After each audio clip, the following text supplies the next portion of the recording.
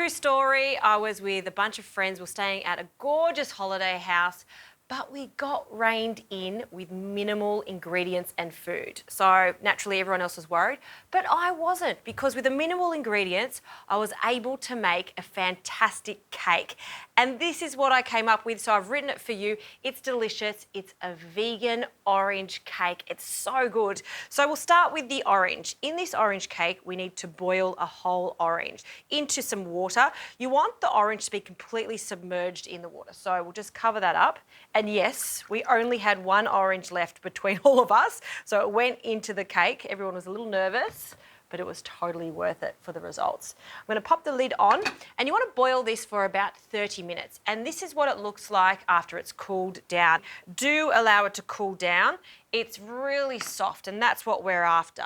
So just with a knife, we're going to cut this in half and then into big chunks. I'm doing this because I want to check that there's no seeds whatsoever in the orange, and then we're going to blend it up. It already smells so good. The reason we boil the orange is so we get an intense orange flavour. So skin it all into the food processor along with some extra virgin olive oil, and this is going to give us a really nice moist cake.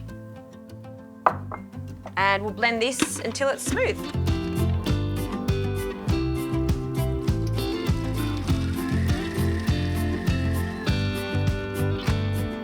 Oh, fantastic. Look how thick and lush that is, that combination of the orange and the olive oil. It smells so good too. So we'll just leave that to one side for now while we get on with our dry ingredients. Almond meal. So I had loads of almonds. I just blended them in the food processor, but you can also just buy almond meal if you have, along with a small amount of flour. So it's majority almond meal and a little flour, and we need some sweetness, so some caster sugar, and for a little lift, some baking powder. Okay, so this is quite a dense cake, but I like it that way because you're going to get a beautiful perfume from that orange.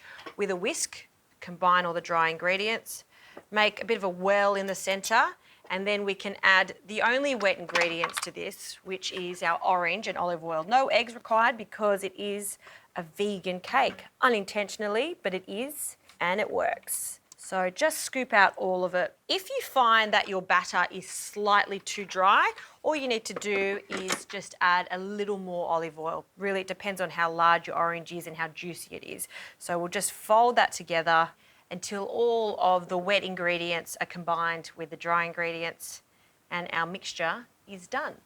So I have a 20 centimetre springform tin, use whatever you like, and we'll place that in the tin, and then it goes into the oven, 180 for about 40 minutes or until a skewer is pierced in the centre and it comes out clean.